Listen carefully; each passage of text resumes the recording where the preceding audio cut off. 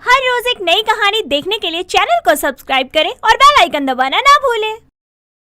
शकुंतला की बहू रीता शादी के दूसरे दिन सुबह सुबह बेचैनी महसूस कर रही थी, जिसे देखकर रीता का पति अशोक रीता से कहता है, रीता तुम ठीक तो हो ना? क्या हुआ तुम्हें? मुझे अजीब सी बेचैनी हो रही है। मुझे पानी चाहिए, पानी। अब तुम ठीक हो? क्या हुआ अचानक तुम्हें? हाँ, थोड़ा ठीक लग रहा है। पता नहीं अचानक से मुझे बेचैनी कैसे होने लगी।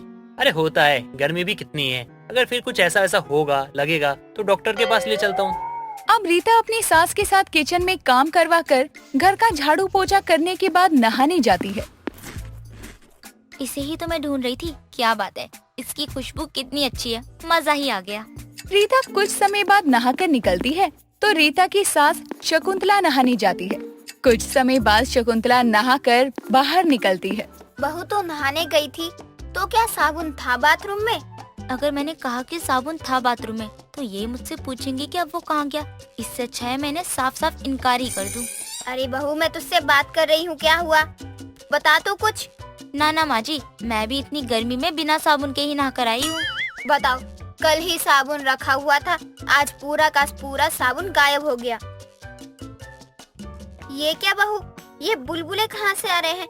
कहीं तूने तो साबुन नहीं खाया जो हजम नहीं हुआ? माँ जी, ये क्या बोल रही हो आप? भला कोई साबुन भी खा सकता है? तो क्या सुबह सुबह पानी में सरफ मिलाकर पिया था क्या तूने? माँ जी, आप तो जानती हैं पीने का और नहाने का पानी कितना खराब आ रहा है। अजीब कारण दे गई है बहू, मुँह से बुलबुले आने के। शकुंतला तो साबुन ढूंढ रही थी, इसीलिए वो इस बात को इग्नोर कर देती है। और अगले दिन भी शकुंतला नहाने जाती है तो उसे फिर से साबुन नहीं मिलता। बहू, ओ बहू, कहाँ है? हाँ माँ जी, क्या हुआ? आप ठीक तो है ना? सच सच बता, साबुन कहाँ है? आज भी मैं नहाने गई तो मुझे साबुन नहीं मिला। तो क्या माँ जी, आप मुझ पर शक कर रही हो? अपनी भोली सी बहू पर शक कर रही हो, जिसने आज तक एक मक्खी नहीं मारी, उस पर शक कर रही हो आप? अरे बहू तो रोने लगी। मैं तो बस पूछ रही हूँ बहू, सच में ना जाने कौन इतनी महंगी महंगी साबुन चोरी करके ले जा रहा है। कहीं ये गिलहरी का तो काम नहीं? माँ, हो सकता है वो नाले के रास्ते में आ जाती हो और साबुन चुरा ले जाती हो। अरे तो उसे साबुन से ही दुश्मनी है क्या? लगता है वो भी साबुन ले जाती है अपने बच्चों को नहलाने के लिए। अब धीरे धीरे समय बीत रहा था, लेकिन हर रोज शकुंतला के बाथरूम से एक एक साबुन गायब होता जा रहा था, जिससे शकुंतला भी परेशान हो चुकी थी। अरे शकुंतला कहाँ है? कहीं नजर नहीं आ रही है शकुंतला। लगता है घर पर नहीं है। अरे कहाँ जा रही है? थोड़ा भी सब्र नहीं है ना विमला तुझे? मैं आ रही हूँ, रुक तो जा। अरे शकुंतला, और बता कैसी है? आजकल तू कहीं आती जाती भी नहीं। मैंने सोचा मैं ही तुझसे मिलने आ जाऊँ।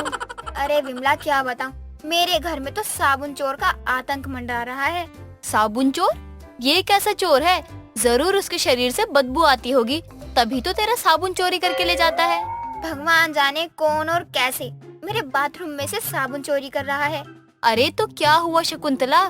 साबुन की तो बात है, जाने दे, इतना क्या सोचती है? अरे विमला, एक सप्ताह से ज्यादा हो गया है, हर रोज चोरी हो रही है मेरे बाथरूम में साबुन की। क्या बात कर रही है? कहीं किसी को साबुन खाने की आदत तो नहीं? देख शकुंतला, ये सब बात हर किसी के सामने कहने वाली नहीं होती। जरूर चोर तेरे घर का ही है। बहू, ओ बहू, जरा 2 कप चाय बना ला विमला और मेरे लिए। विमला और शकुंतला आपस में बातें कर रहे थे, तभी थोड़ी ही देर में रीता भी उन दोनों के लिए चाय बना कर ले आती है।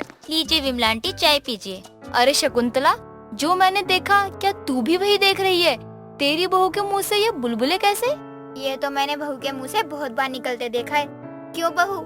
हाँ माँ जी, देखो अभी बोलने पर भी बुलबुले निकल रहे हैं। अब रीता के जाने के बाद ही विमला शकुंतला से कहती है, कहने को तो सास बन गई है, लेकिन अकल एक पैसे की नहीं है। चोर और कोई नहीं, तेरी बहू रीता ही है, जिसे साबुन खाने का शौक है।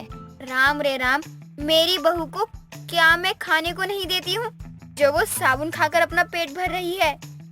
अरे तेरी बहू को सब मिलता है, लेकिन उसे ये शौक है, बल्कि इससे वो अपना पेट नहीं भरती। अब विमला और शकुंतला दोनों रीता के बंद कमरे से थोड़ी से खुली जगह से रीता के कमरे में ताका झाकी करते हैं।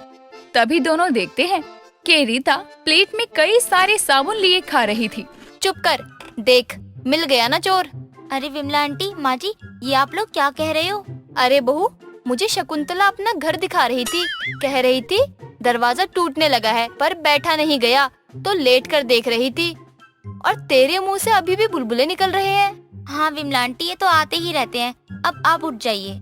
अरे बहू, थोड़ा सहारा करना, उठ जाती हूँ।